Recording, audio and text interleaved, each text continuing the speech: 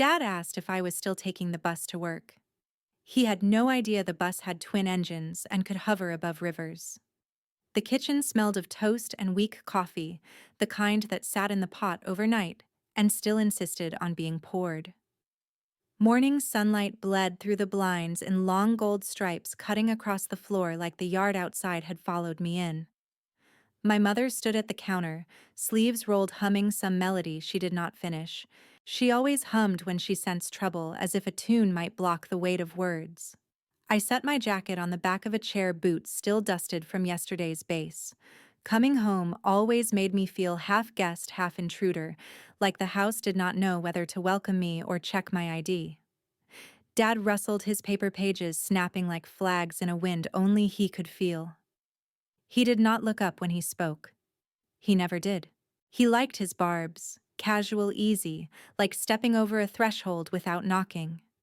Still taking the bus, he asked, voice light, not cruel, which was worse. Cruelty admits itself. Casual jokes sit and multiply until you wonder if you are the one out of place. I could have answered. I could have told him the bus I drove had rotor blades that bit the sky and could hold steady over rooftops where people clung to life. I could have told him about missions that ended in sweat-soaked silence, hands shaking as stretchers passed from grip to grip. But all of that would have sounded like pleading, and pleading was exactly what his smirk asked me to do. Mom slid a plate toward me, eggs still steaming. "Eat before it cools," she said too brightly, her way of spackling over the crack. Her eyes cut quick between us, a referee who wanted no match to begin. She nudged the salt shaker closer as if seasoning could drown tension. I picked up my fork, but the taste of the morning was already set. The silence that followed his question was louder than any scolding could have been. He took another sip from the mug he loved, the one with the faded 82nd Airborne crest. He had never served, but he liked the emblem as though borrowed glory might polish his shelves. Every morning he gripped that handle like proof of a story he wished was his. The thing about those mornings was how they layered themselves, routine over routine, silence over silence. Every small exchange was an old play we had performed too many times: his smirk, the cue, my restraint, the reply, my mother's nervous tidying applause no one asked for. Even the light seemed rehearsed, gilding his shoulder as if soldiering was only measured in scars. I wondered how long I would keep holding back. Words weighed on my tongue, a catalog of rescues and checklists of men and women who owed their breath to blades I held steady. But releasing those words into this kitchen felt like throwing them into a furnace. They would burn away, leaving ash that looked like defeat. I chewed carefully, forcing calm into my shoulders. Outside, the striped lawn shone with dew, every line cut perfect from his Saturday rituals. Order mattered to him. Discipline mattered, at least when it was someone else's to enforce. In his world, soldiering meant dirt under nails and war stories no one wanted to tell. Flying a Black Hawk to him was just steering a taxi with wings. That was the weight of his grin, years of dismissing without raising his voice. I smiled, small, tight, the only shield I trusted, and let it sit there unbroken until the moment passed. I thought of the mug he clung to, 82nd Airborne, and wondered when he'd see what real soldiering looked like.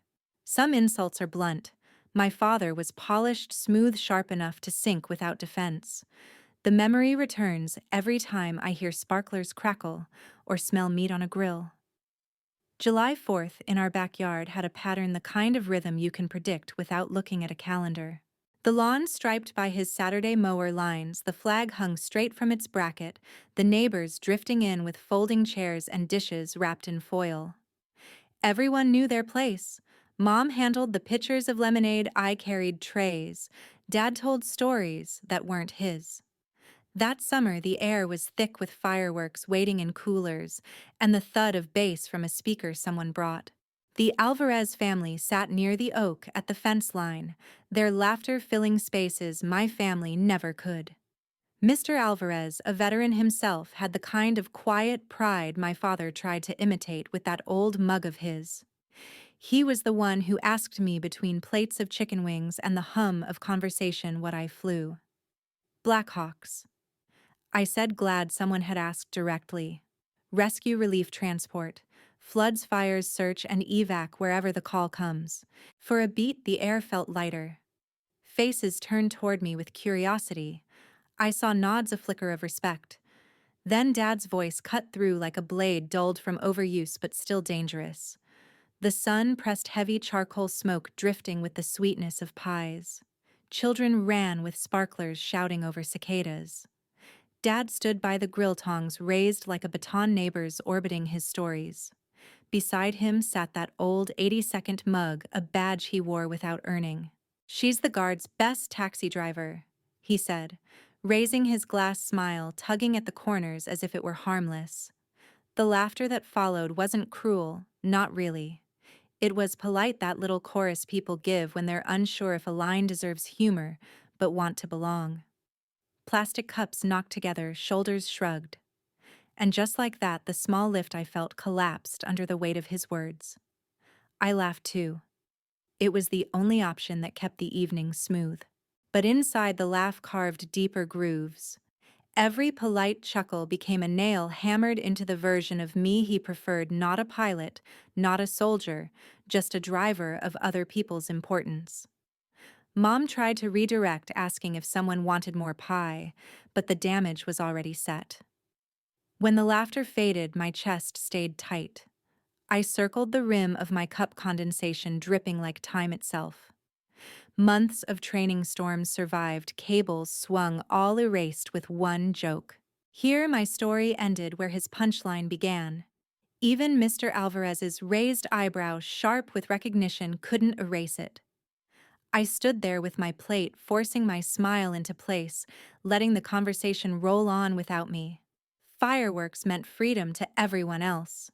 Each boom rattled windows, but still inside me only silence echoed. Mom filled the air with small talk. Dad smiled at the crowd. I wondered if he would ever see me beyond the script he preferred. As dusk settled, fireworks cracked open above the lake. Reds, blues, golds sprayed across the sky, and the crowd tilted their heads back in awe.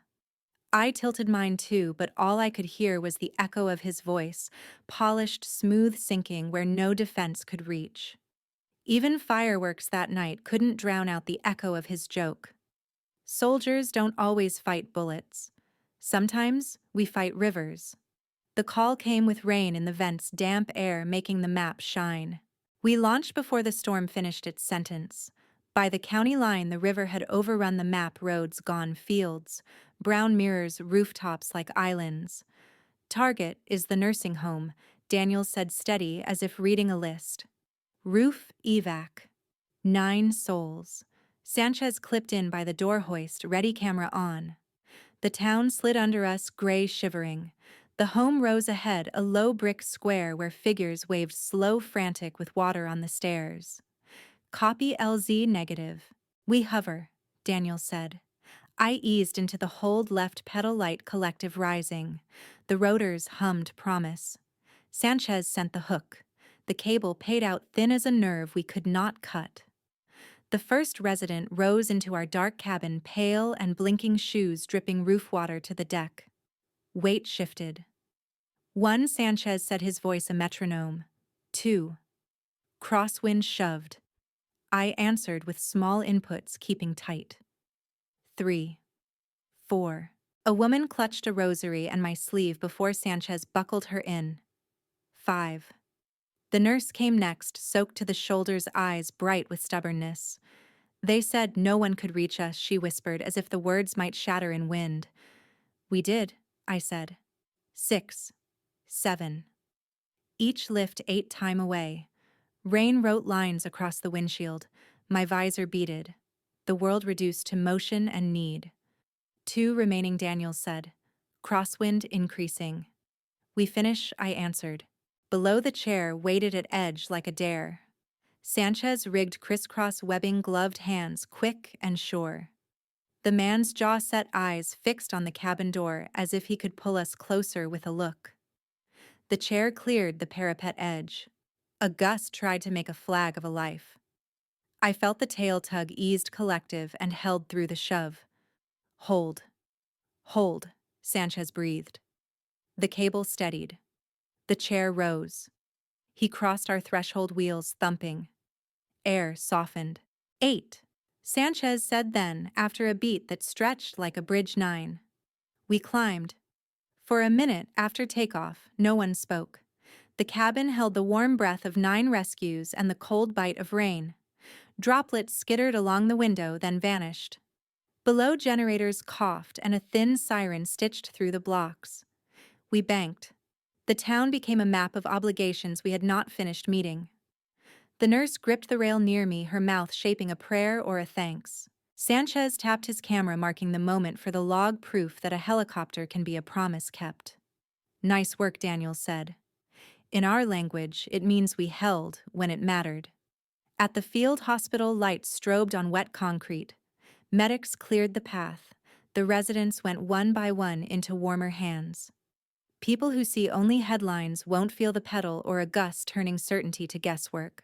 They won't see Sanchez keep a hand on the cable 2 beats longer or how Daniel's voice softens before a hard call. The camera blinked anyway.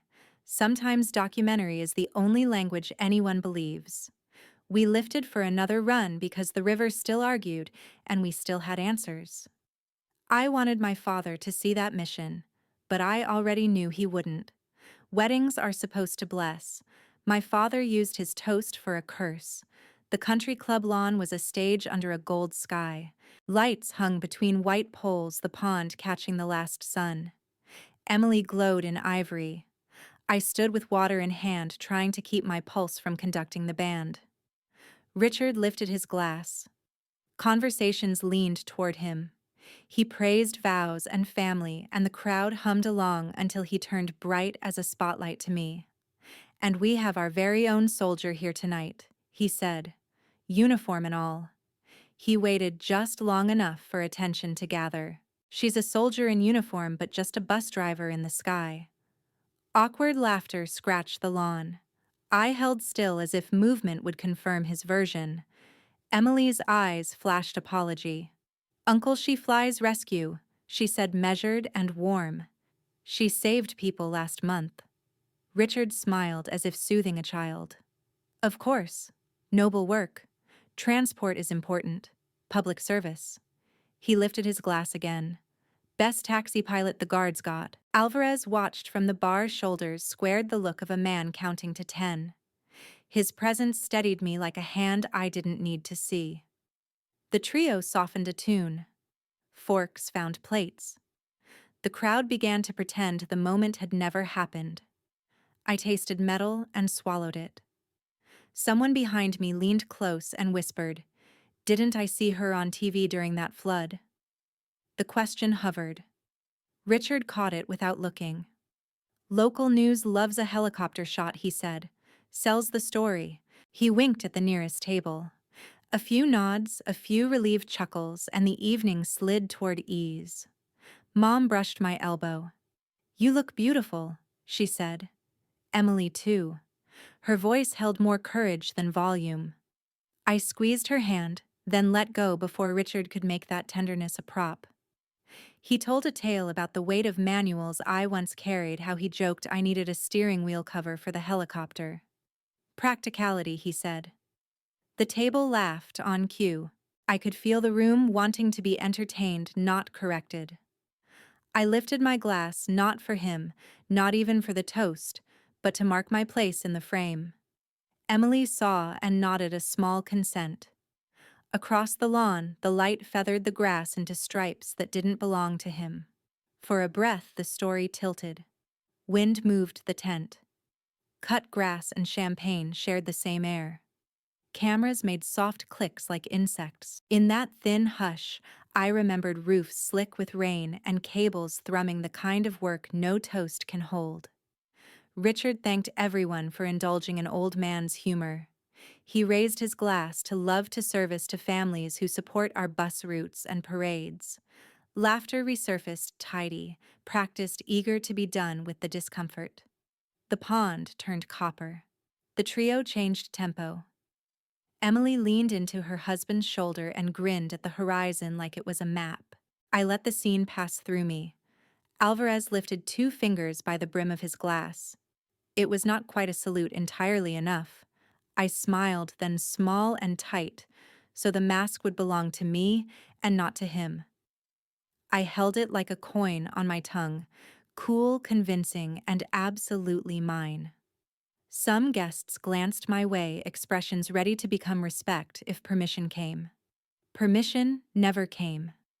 It rarely does, especially in rooms that prefer their stories simple. So I stored the moment like a sealed letter filed under evidence, the kind that speaks louder when opened later. The silence was a blade waiting. They asked if I wanted a ride to the Capitol. I thought of my father's lawn. The briefing room smelled like coffee that had argued with a burner since dawn. Daniel's at one end ready, the public affairs officer across from me with a folder. Sanchez nearby, pen in hand, but still. The governor's office wants to recognize your flood crew in D.C. Tomorrow afternoon, Rotunda Steps live morning segment. Before that, the PAO said. Call time, security, press pool, talking points. I scanned the page times the choreography of public gratitude. I'd stand where stone makes voices ring, say, what happened on a roof no one expected us to reach. There is a second option, she said, tapping an airspace diagram. En route, we can add a quick stop. Human interest angle, neighborhood engagement. Your family's property qualifies as a confined landing zone. Noise, debris, neighbors, Daniels said, building the checklist. What's the coordination? We'd file a TFR update and an operations waiver with the FAA, notify sheriff for perimeter, deliver courtesy notice to the homeowners association. We bring a ground sweep team and a medic. If the lawn is level for a safe flare, we do it. She waited. 3 minutes on the ground, she said. Silence pressed on the room. I watched the airspace diagram as if it were a family tree vectors meeting over a small green rectangle that looked like the yard I grew up mowing. I remembered Emily's wedding, the fork on glass, the line that turned me into a punchline, the way mercy took the shape of awkward laughter. I also remembered the roof rain in sheets, a cable singing in the wind, a chair that rose despite physics and fear. Between those 2 images lay the distance I no longer apologized for. Daniels kept his eyes on the chart. He didn't need to ask if I was sure. He needed to know if it could be done safely and cleanly. Sanchez said nothing, which was the same as trust. The PAO didn't push. She simply let the option sit where I could reach it, a tool laid on a bench. I thought of noise and grass clippings of neighbors who would step to their fences not to judge, but to see. I thought of my mother's hands tightening on a railing, and how a man who loved a souvenir mug might finally put his eyes on the thing the mug pretended to honor. I thought of cameras and didn't flinch. Sometimes you borrow the lens to return the truth. Do it, I said. Paper moved. The PAO clipped forms to a board. Daniels signed with his compact signature. I initialed where it mattered. Sanchez added his name by crew chief. The plan drew itself approach from the south, shallow left over the pond flare to the mower lines, ground idle 3 minutes, then climb to the Capitol. I'd step onto the grass 5 paces and no more. The sheriff would hold the sidewalk. The HOA would get a notice. Daniels checked weather. Light south wind, good for flare, bad for napkins. Any other concerns, the PAO asked. Safety and permission, I said. If those hold, I'm fine. She nodded. FAA first. The calls were quick. Agencies spoke like instruments tuned to one note. When she returned, her eyes said yes before her words did. Waiver accepted. Perimeter confirmed. HOA reply pending but template sent. We rehearsed the approach again until the lines felt carved. I circled the LZ on the photocopy and pressed my thumb into the ink out of habit. The crew rose in a small rustle of chair legs and paper. I'll bring the talking points, she said, then smiled. Use them, or tell the roof story. I tucked the sheet away. Somewhere a pump whined awake, a prelude to blades and lift and noise. Outside, the afternoon ran its own checklist. Inside, a new path drew a thin, clean line across old ground. I realized the map between me and my father was about to redraw. Rain washed out the roads that night, but I had to keep the sky open. Mid-August, late evening, the kind of storm that unthreads a town. The ops phone rang. 10 minutes later, we ran the checklist by headlamp. The school roof sat 3 miles inside the squall. Children and teachers stranded above streets turned sea. Daniels pointed at the radar smear voice even. We get in, we hold, we haul. If torque split spikes, we abort. I copy, I said, meaning I heard him and the weather. We lifted into rain so thick it felt like flying through wire. Gusts shouldered, the hawk slunk away, came back meaner. My left pedal pushed for tail authority. My right hand kept the disc where wind wanted it least. Camera on, Sanchez said. The SAR recorder flashed red. He clipped the hoist, leaned into the doorframe tether tight. On the roof, shapes huddled by the parapet, bright jackets, a flashlight swinging. Low recon once, then I hovered above the chalked gym logo. Hold, Daniels said over the slap of rain. You're good. Sending hook, Sanchez called. Cable paid out a bright line into spray. A small figure stepped into view. A boy, hair-plastered jaw, set the way kids' jaws set when they decide to be brave. The strop went on. He rose from the storm inch by inch, a quiet miracle of moving parts. 1, Sanchez counted. 2. I felt weight shifts in my hands. The crosswind changed tone, a sideways punch. Torque split crept high. Recommend abort, Daniels said. Negative, I said. We finish. I lowered collective, a hair-nudged cyclic found a pocket of air. The hawk answered stubborn, steady R's. 3, 4, 5. Sanchez's rhythm matched my pulse. A teacher sobbed as the cabin swallowed her, then moved to the seats, counting heads. Lightning stitched the horizon. My visor beaded. The world became need. Wind 40, gusting 50, Daniels read. Watch tail authority. Watching. I trimmed again. 6. A little girl clung to the strop with knuckles the color of paper. 7. Another teacher looked like permission. Sanchez's glove brushed the camera, marking timestamps, proof for the log. The gust we dreaded arrived like a rumor proven true. The nose yawed. I caught it with left pedal and a held breath. Torque split climbing, Daniels warned. Copy, I said, shaving power to keep the rotors friends. 2 remaining, Sanchez called. The smallest last. Bring him, I said. A boy stepped forward, frozen a beat by lightning, then lifted his arms for the strop, like a swimmer reaching surface. The cable hummed. Wind tried to write its own ending still. I wrote mine with pedal. Hold. Hold. Sanchez breathed. The boy swung once, then steadied. The hawk wanted to wallow. I told her no. Last coming up, Sanchez said. Lightning ripped a white seam across the horizon, freezing rain into glitter. The world held its breath. The boy's shoes cleared the parapet. The cable quivered. Steady, Daniels said. We took him in. The door slid. The seal took.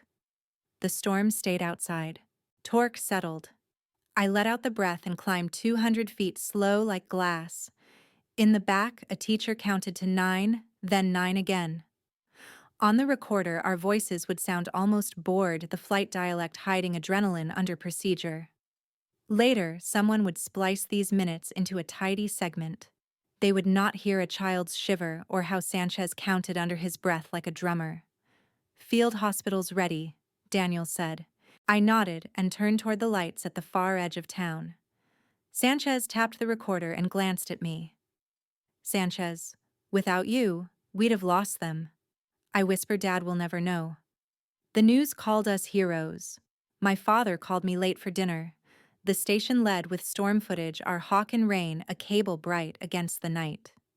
The anchor's voice smoothed the chaos, naming units, counting lives. My name reached the room and hung there. Mom sat forward, hands clasped. Alvarez stopped by with a casserole and stayed.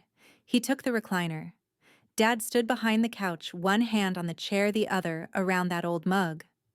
Lieutenant Lauren Hayes, the anchor said, piloted the aircraft through sustained winds over 40 miles per hour. The guard credits the crew's precision with saving 9. The footage cut to a tight shot, the boy's shoes clearing the parapet, Sanchez guiding the cable rain lit to a lattice. My breath slowed to match the hover. Muscle memory listens even through TV. Mom beamed and pointed as if I might miss it. There you are," she whispered, then laughed at herself and dabbed her eyes. Alvarez nodded once. Dad exhaled a sound that could have been approval. "They give medals for bus routes now," he said. "Must be a slow news week." On screen, the reporter said, "Extraordinary airmanship." A still photo flashed of the flood map, then of the school roof. Chalked letters, bright jackets. My phone buzzed, a text from Sanchez. "You see it, memo dropped, with your mom commendation pending." A photo followed the envelope on our counter, the corner stamped with the state seal. I walked to the doorway and found the envelope where the picture showed. The paper was heavy. I slid the memo free but didn't open it. Some victories need witnesses. I brought it back, rested it on the coffee table. Mom's hand found it and stayed. Community members lined the streets as the guard transported survivors. Field hospital footage ran. The nurse gripped a rail and mouthed thank you to a blur of camera and rain. The caption read, 9 safe. The chyron read, guard crew praised. Dad stared at the screen. "Television loves a helicopter shot," he said. "Spins good yarns." He tapped his mug. "Real soldiering still happens on the ground." Richard, Mom said, "That's the ground." Alvarez's mouth twitched. "Respect the work," he said. Dad shrugged. "I'm not arguing. It's useful. Just not the same thing. And anyway, she's late for dinner." I stood. The TV cut to me again, visor speckled, jaw tight. Rotor sound came thin through the speakers. I set the remote down gently. Mom reached for my wrist. "Stay," she said. "Let's watch the end." "I've seen it," I said, not unkindly. Alvarez's eyes met mine. "You don't owe the room a rebuttal." He stood and lifted the casserole. "I'll heat this," he said, and headed for the kitchen. Dad sighed. "Every generation wants applause." I left the room without a word and walked into plate clatter. The memo lay open on the counter. It named a recommendation for commendation, then named us. I traced Sanchez's name, then mine, then folded the paper. In the hall, I paused. The TV muffled the reporter's final lines. Mom spoke low. Dad murmured something about leftovers. I listened long enough to hear the sign-off, then stepped onto the porch. I realized silence was my sharpest weapon. Weddings bless the bride. My father turned it into a battlefield. Richard tapped his fork to his glass. He talked about Emily and her new husband, about storms and ropes held at both ends. Then he turned to me, his smile switching from benevolent to precise. "A soldier in name, but a bus driver in truth." Emily's face tightened. "Uncle, not tonight," she said. Mom's hand found the center of the table. Alvarez shifted beside the bar, eyes on me. I didn't answer. I watched the glasses tremble in the breeze and thought of rotor wash. "Local stations love a helicopter shot," Richard added. "Sells a good yarn." He lifted his glass, to the bride, the groom, and to timetables. "Didn't I see her on TV last week?" a guest whispered. Ripples moved through the tables. I heard the phrase again like static I'd learned to fly through. Alvarez's phone lit. He had the link Sanchez texted earlier, the rescue cut-down with the school logo and timestamp. He lifted the screen toward me. I nodded once. A caption wrote itself. "Neighbors, this is the bus route you saw last week." 9 lifted. Audio on. Emily tried again. "Uncle, please. She flies search and rescue. The state commended their crew." "Enough," Mom said. It reached me. I set my glass down and stood. Richard filled the silence with a story about an old ID card canvas, real soldiering, and how titles come easy now. Alvarez's phone buzzed once, then 3 times, then too many to count. A first ping reached the edge of the crowd, a cousin saying, "Wait, is this her?" Someone turned on the audio. You could hear Daniel say, "Wind 40, gusting 50, and Sanchez count." The room didn't stop, but it changed speed. "It's a party," he said. "Keep it light." He raised his glass again, stacking words against evidence. I thought of the rooftop rescue, the boys' shoes clearing the parapet, the teacher counting to 9 and then 9 again. I kept the knot smile I had learned to wear like armor and let the power stay in the air. Emily clinked her own glass and cut into his next sentence. "To my cousin," she said, "who flies into weather the rest of us run from." Some cheered. Mom whispered, "Good girl." Alvarez slid past me, murmured, "It's moving, Lauren. Let it move." The evening kept pretending nothing had happened. Silverware chimed. The photographer crouched and rose like a tide chart. Waiters ferried plates with the grace of people paid to ignore weather inside rooms. I could feel the old groove laughter covering discomfort, discomfort covering truth, try to pull us back into its neat circle. Across the lawn, a few teenagers compared the screen in their palms to the woman standing 10 yards away. One pointed to the timestamp and said, "That was 2 nights ago," as if time itself were a receipt. Another widened the frame and whispered, "Listen," and the storm's voice braided into the string lights and the pond's small noises. I realized how much of my life I had spent translating rotor wash into politeness risk, into anecdotes for holiday tables, competence into a tone that would not bruise a man's favorite story about himself. I was tired of translations. The video needed none. The pond turned gray. The comments multiplied not because the clip was sensational, but because it was exacta roof, a cable account to 9 weather that refused to cooperate. Precision has a way of shaming rumor. I watched Richard sense that the room's center had shifted a step away from him, and that it had happened without my voice, without a scene. I left quietly. I touched the envelope in my purse, the memo I had not announced, and left it there. Paper could follow video. Ceremony could follow witness. The night didn't need a speech from me. It needed air and time. At the gate, my hand touched the latch. Next time, he won't get the last word. Silence is not surrender. It's sharpening. The PAO called the brief at 1600. LZ confirmed, she said.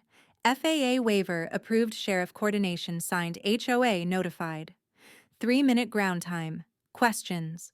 The PAO slid a diagram nearer. A rectangle labeled Hayes LZ sat inside a buffer ring. "We'll brief deputies at 0800, she said. "Cones at corners, portable fence by the hedge, door knock neighbors at -60. She paused. "Prefer no media on private property until you lift." Daniels nodded. "Crew stays tight. No heroics." Daniels glanced at me. I read the top page, tail number, hazard plan, dust mitigation, neighbor notice queued. The HOA notice looked like any update, friendly fonts, bullets like lawn tips, keep pets inside. Secure furniture, expect brief noise. I pictured Alvarez nodding. I pictured my father reading it and how a polite line can feel like an order when it doesn't ask you first. "No smoke grenades, no open cabin," the PAO said. "We keep it boring." "Copy," I said. We signed where ink wanted us. At my parents' place, the house kept its breath. His office door was shut, a line of light along the floor. I knocked once, opened. He sat at his desk, the 80-second poster above him, mug to the right. The monitor lit boxes of words. On-screen email to HOA board and club manager. Subject: "Stop this circus. This neighborhood is not a landing pad. Stop this circus. We did not consent." He hit send. A minute later, a reply came. HOA permits cleared by guard. "Sheriff will secure perimeter. Thank you for your concern." The club manager followed with a line about standing down. After the replies, Dad searched the bylaws like a weapon he'd misplaced. He highlighted printed underlined in ruler straight lines. Hazard, he muttered.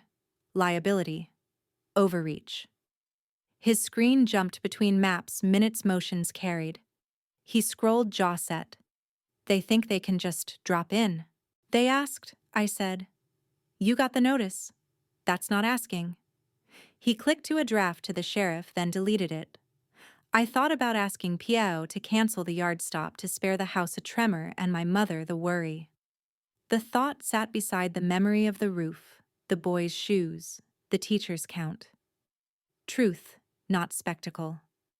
The difference lived in the details, and the details were ours to fly clean. Mom leaned in softly. Dinner in 10, she said, seeing more than she said. In my old room, I lined my boots, brushed dust from seams, shined the toes. I laid my blouse on the chair, checked my name tape, tucked earplugs into a pocket. Down the hall, his voice rose steady as habit. He called the HOA president and tried the words safety, then precedent, then children. I checked the LZ photo again. Mower stripes, fence line oak's shadow. I pressed my palm to the blouse and felt the patch edges. Phone buzz. PAO. Final confirm. I typed back. Ready. Sanchez sent a thumbs up. Daniels added weather steady. On my phone, the schedule ticked toward morning. I set alarms I wouldn't need.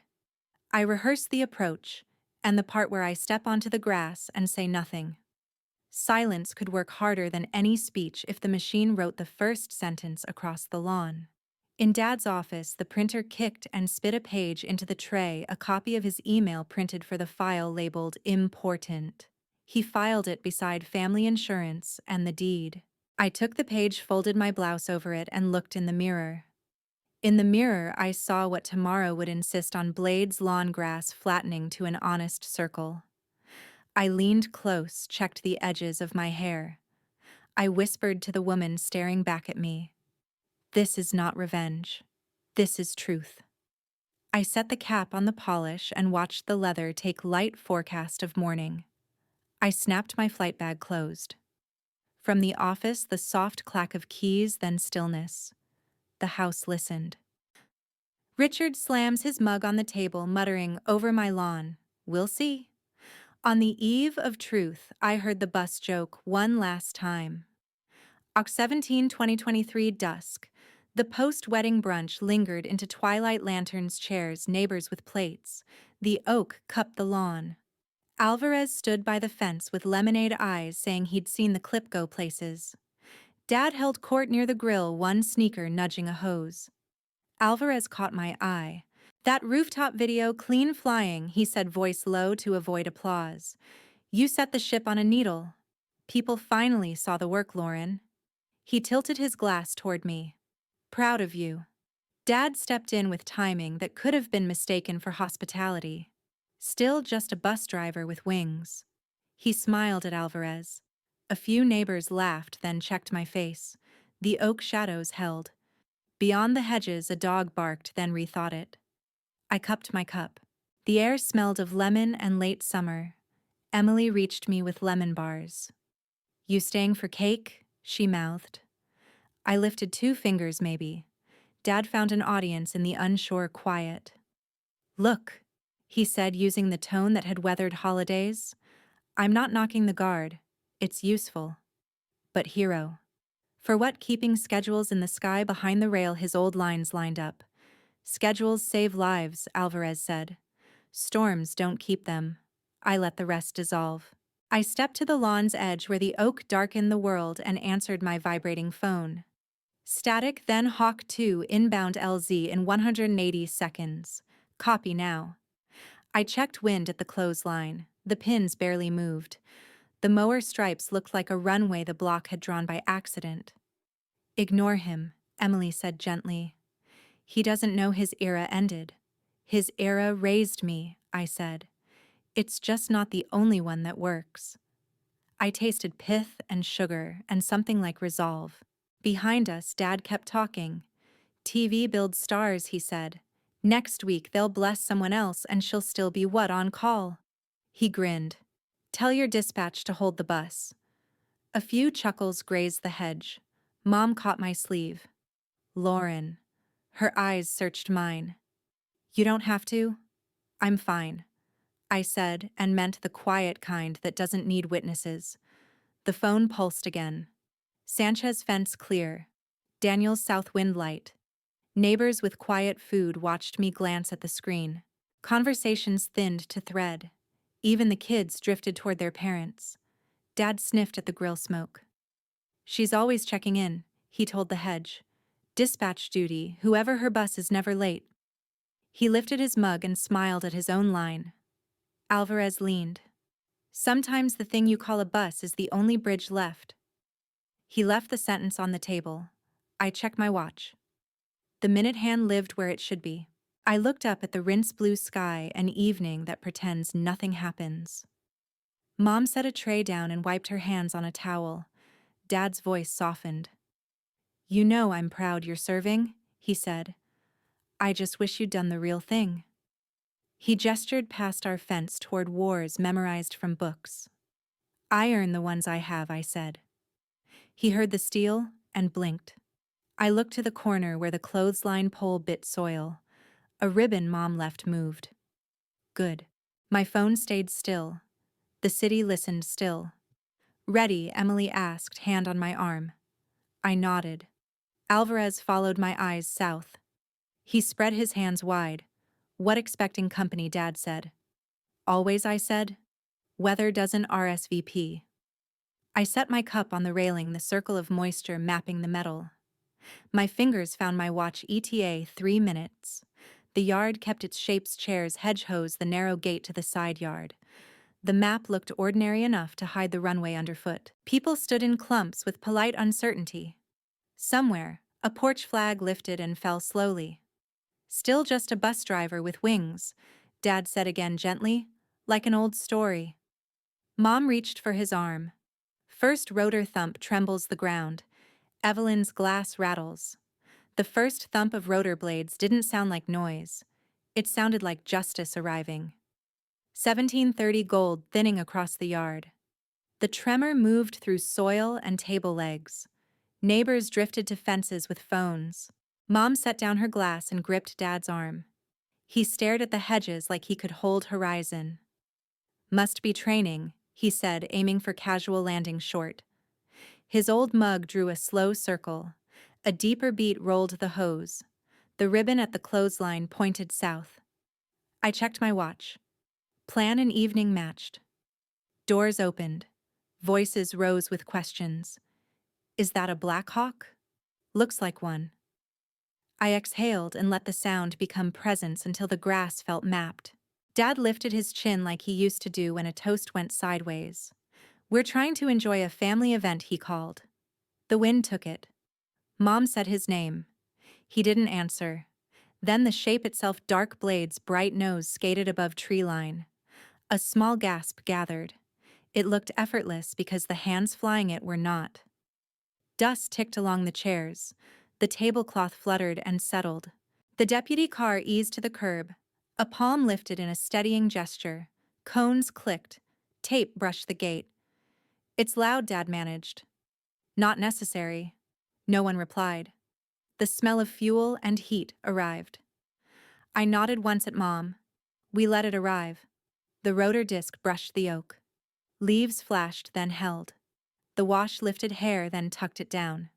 Children peeked from behind legs. The crew chief leaned into the doorframe, gloved the stance of a man counting seconds. He checked the rectangle clothesline, clear fence, clear, nothing loose where we'd measured. His fingers said 2, then 1, then hold. Daniels brought the nose by degrees. The skids hung over the fence, drifted, corrected. Sound pressed flat. The day braced. The oak bowed, returned. Screens dotted the crowd, red lights blinking. A veteran in a cap lifted his chin. A long argument moved in his face and chose a side. Dad held his ground because there was nowhere else. The mug trembled and printed a ring. He glanced at me to borrow a line. I stayed quiet. Mom leaned closer. It's her, she said, plain as fact. He didn't nod or deny. He stood in the front row of his storm and tried not to predict it. The neighbors lifted phones higher as if screens were shields and invitations. Dozens of red lights winked along the hedge. Evelyn's grip moved from his sleeve to his wrist, steady and sure, the way she held me when parades grew loud. She didn't ask him to stop. She didn't ask me to explain. She braced the family between those two winds and waited. Clear, the deputy called. The hawk slipped forward, claimed its lane, and the downwash reached us. A box fan swung north. Light plates skittered and were caught. Emily squeezed my elbow, then let go. "This is happening," she whispered. Alvarez lowered his phone. He wanted the moment more than the clip. I stacked details without trying: gate hose chairs, the stripe where the skids would kiss. Richard stepped and stopped, feeling the boundary drawn by skill and air. He eyed his chair as if it had moved. The fence rattled and held. The silhouette filled the hedge and last light. For a breath, the world narrowed to rotors and purpose. The crew chief cut the air with one clean signal ready. Copper touched my tongue. I let my shoulders fall a fraction. 3 voices said my name together, just new. Phones rose. Wind made eyes water and covered other truths. The Alvarez kids counted by tens. The deputy near the mailbox drew a line with his palm. Feet obeyed. Somewhere, a flag knocked a pole and fell flat. Dad tried the familiar smile. It slipped. Mom's fingers pressed his sleeve. I looked from approach to watch to lawn. The gust eased. The tone steadied. Choice open, descend, hold, wave off. We do not wave off when the path is clean. Every chair turned toward the sky, waiting for me to arrive. Truth doesn't whisper. It lands with 8,000 pounds of steel and thunder. The disc widened above the oak, lowering through the last wash of light. Downwash found Petal's napkins, a stray program, and sent them flying. Richard's hair blew back. Deputies held the line at the sidewalk. Cones and tape drew a border. Guard flight on FAA waiver, a deputy called in an even voice. 3 minutes on the ground. Sheriff holds perimeter. Paperwork cleared days ago. Notices posted, tower synced. Doubt flattened. Phones lifted trembling. A cheer burst, then dissolved to one shared breath. Daniels floated the hover. I knew his patience from hours at altitude. Unseen adjustments felt pressure. Sanchez leaned wide at the door visor, down one glove on the frame, the other ready. His hand spoke a cadence I knew now. Now. Hold. Skids kissed lawn as if the grass had been made for it now. It had, we measured. Green flattened to a circle. Warm metal and faint fuel mixed with lemon and charcoal. Vibration climbed my legs, a bass note I know like my own name. The rotors shouldered air. The day answered with thunder in your teeth. Guests shaded eyes with hands. Children ducked and popped up. Alvarez didn't film. He watched with hands on the fence. Mom's dress pressed to her legs. One palm gripped Dad's sleeve, the other pinned a wandering chair. The neighbor who had asked if this was allowed clapped once, then twice. Relief needed noise. Sanchez pointed. I stood in the open door. The wash lifted the edge of my blouse. My name tape lay like a caption. I checked the stripe in the grass, the clothesline, the hedge, the gate. Our quiet room measurements flashed and fluttered. I stepped to the skid, then down. My boots found rung and earth. Inside the roar, I heard the exactness I trained for. Perimeter held the gate. Deputy said, respectful and plain. You're clear. I gave him a nod that lived in my shoulders. Behind him, the HOA president froze, saw the uniform, and let the clipboard wait. Richard reached for words and caught glass. The stem slipped. The bowl tipped and fell with a soft crack that didn't need drama. Wine ran into mower lines. Shards winked in the grass. His face reorganized surprise, then the math of denial, then a man stripped of a punchline and handed a fact. I walked toward them through warm wind. Glasses shook lightly. A paper flag smacked the fence and dropped. Someone said my name. I let the uniform speak for me. Public affairs coordinated with FAA. I said not loud so nearby doubters could borrow steadiness. Sheriff and tower on comms. We have 3 minutes. Not an apology, a map. You don't argue with a map once you're standing on it. Behind me, Daniels held the disc steady. Sanchez watched the tail. The bird waited like a trained animal letting the neighborhood study it. Voices fell to a hum. A man in a veteran cap raised a small salute. I nodded that I counted it. Mom blinked hard and smiled sideways, pressure finally venting. At the ring where wash met still air, I lifted my hand. To Dad, palm low, the old sign, it's okay. He looked smaller and more solid at once, outlined by noise. Mower stripes stretched under his shoes like a timeline suddenly labeled. He opened his mouth. Nothing useful came, no order, no quip. Porch glass held us, his gray, my blue, the dark cabin behind me like a held door. You didn't have to do all this, he managed. The wind clipped the edges and left the core. I did, I said. A deputy's glance said time was short. I felt Sanchez counting 30, 20. Around us, the block shifted from shock to story. A girl on a father's shoulders declared, "That's her." Alvarez laughed once. I took the last step so Dad and I could trade words without chasing them through wash. His anger hadn't vanished. It moved over to make room for something unnamed, respect maybe. Grief for years, misspelled maybe both. I could have listed hours, engines, roofs, rivers. I could have built a speech of acronyms. Instead, I gave him the one line that returned a joke to its owner and closed the account. Here's my bus. My father's words froze in his throat. For once, silence stood on my side. The rotors held a heavy hymn over the yard. In that noise, his voice failed. He opened his mouth for one more joke, found no air, and closed it like a door that would not catch. Lauren, she whispered the name, broke into 2 notes that shone. Alvarez started a live stream by accident. His thumb brushed the screen, and the square in his palm showed the lawnbird cones. Deputies, neighbors, my uniform bright as a verdict. Comments skittered up. Is this real? Guard crew. She's the pilot. He steadied the phone and said nothing, letting the frame speak for him. That's no bus driver, a veteran called, across wash and hedge. That's a pilot. The word snapped the day into a new shape. People turned from him to me like iron to a magnet. Mom cried clean tears, making tracks. She reached for Dad's hand and missed. He had folded both into fists. He stared at the circle the skids had written like letters in an alphabet he had refused to learn.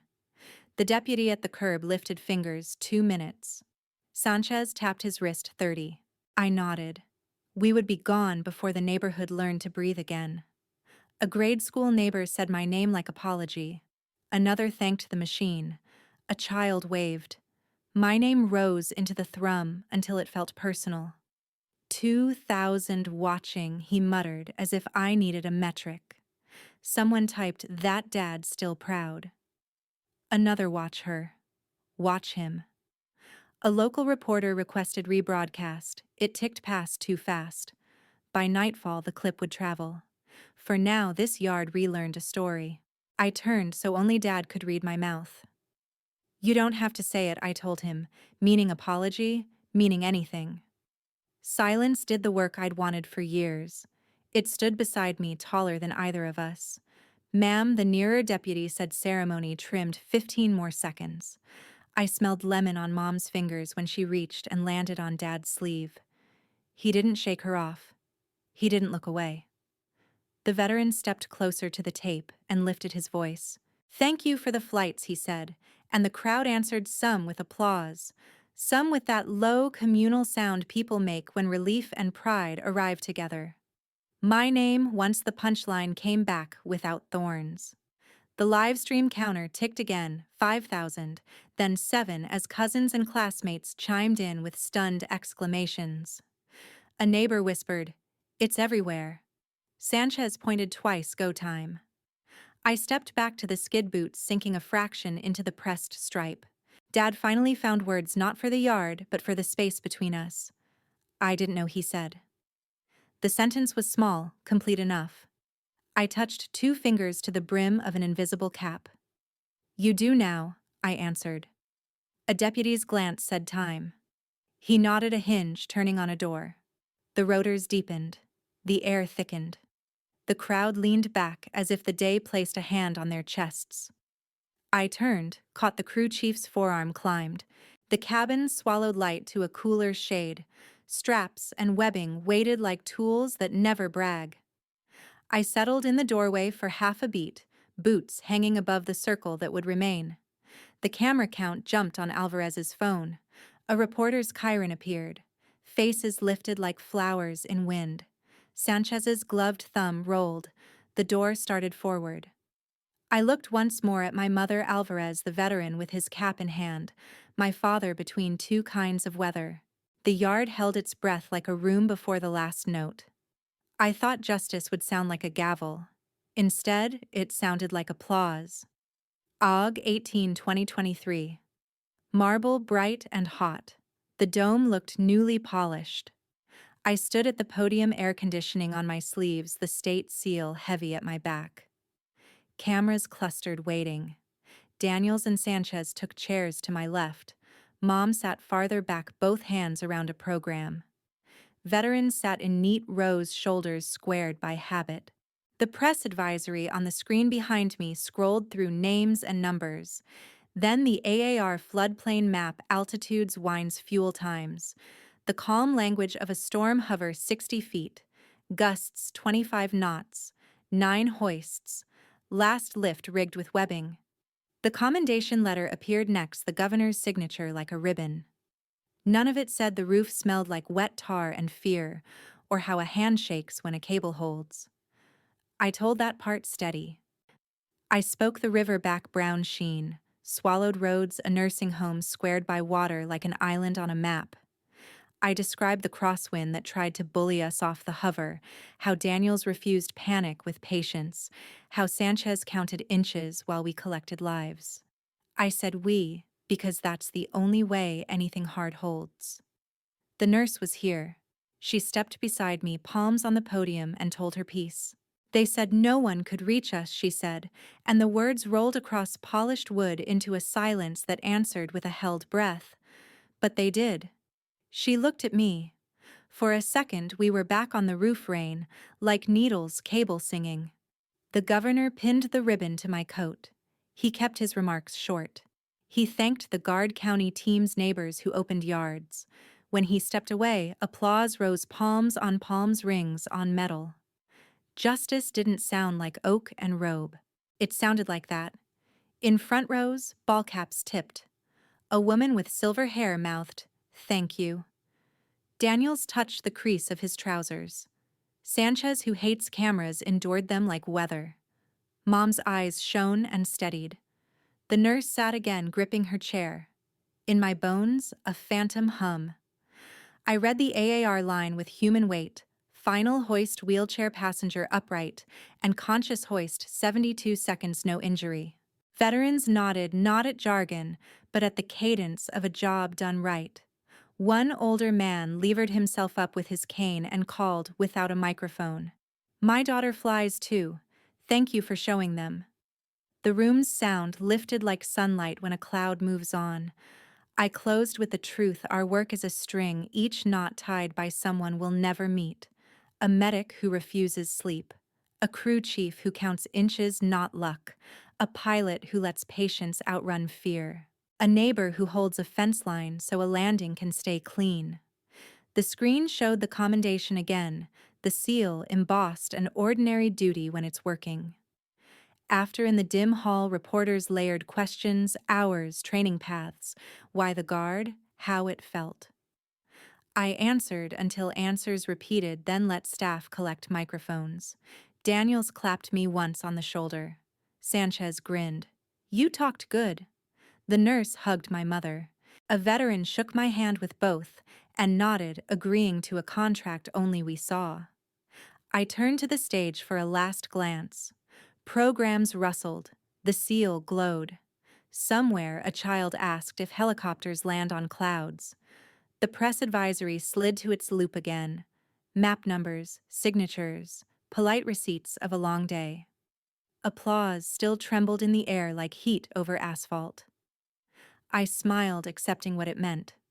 One man hasn't spoken yet. Revenge ends in noise. Justice ends in quiet. The hangar doors were rolled high, catching the sunset in their steel ribs. August 19th, 2023. The floor smelled of jet fuel and dust that had settled after a long day of sorties.